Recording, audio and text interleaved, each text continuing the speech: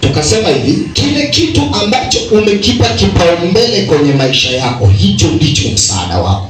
Yaani kile ambacho huwa tunakipa kipaumbele, huwa tunatumainia kupitia chenyewe kituletee matokeo yaliyo chanya.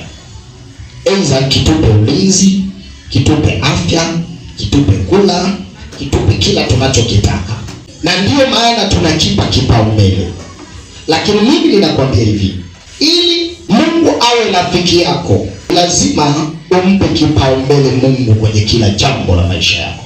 Kwenye maisha jenga system hiyo kwamba kila kitakachokuwa kwenye maisha yako na kukipa kipaumbele, uwe na uhakika kina uwezo wa kusalisha, kina uwezo wa kumfanya mtu abadilike. Sasa hatuwezi tukaweka fedha kipaumbele, fedha haiwezi kumzaa Mungu. Yaani fedha haimvuti Mungu kwenye maisha yetu. Yaani lazima kile unachokiweka kipaumbele kiwe na uwezo wa kuvuta. Watu wengi wameweka kipaumbele chao kuwa ni fedha, na kwa sababu fedha haina nguvu ya kumvuta Mungu, Mungu yuko mbali na mtu kama huyu.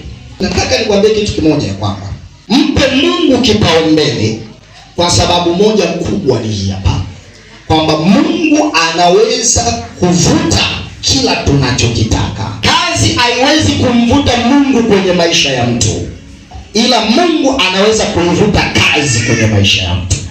Tunapompa Mungu kipaumbele, maanake Mungu anasimama kuvuta tunavyovitaka. Ndio maana Biblia inasema utafuteni kwanza ufalme wa Mungu.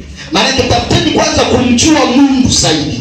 Tafuteni ule uwepo wa Mungu ukae na nyinyi, ili ule uwepo wa Mungu uvute mengine unayoyataka. Ndio maana nasema utafuteni kwanza ufalme wa Mungu, lakini sio tu ufalme na haki yake. Alafu anasema hayo mengine yote mtazidishiwa. Unazidishiwa kwa nini? Ni kwa sababu tunayemtafuta ana nguvu ya kuvuta. Kwa nini kuzidishiwa? Kwa sababu Mungu ana nguvu ya kuvuta. Mungu ana nguvu ya kuleta tunavyovitaka. Je, unataka nini kwenye maisha yako? Ni fedha? Unataka mali? Unataka utajiri? Unataka heshima? Watu wengi wanaenda kwa waganga kutafuta heshima. Mungu anasemaje? Utafuteni kwanza ufalme wake. Baada ya kutafuta ufalme wake, anasema ndani ya ufalme wake kuna utajiri na heshima. Nenda kwa mganga kutafuta nini? Nenda kwa mganga kutafuta mke. Mke hakuletei Mungu. Yaani kumpata mke hauvuti uwepo wa Mungu kwenye maisha ya mtu. Ila tunapomtaka Mungu anamvuta mke aje kwenye maisha ya mtu. Unataka mume havuti uwepo wa Mungu kwenye maisha ya mtu. Ila unapokuwa na Mungu anavuta mume aingie kwenye maisha ya mtu.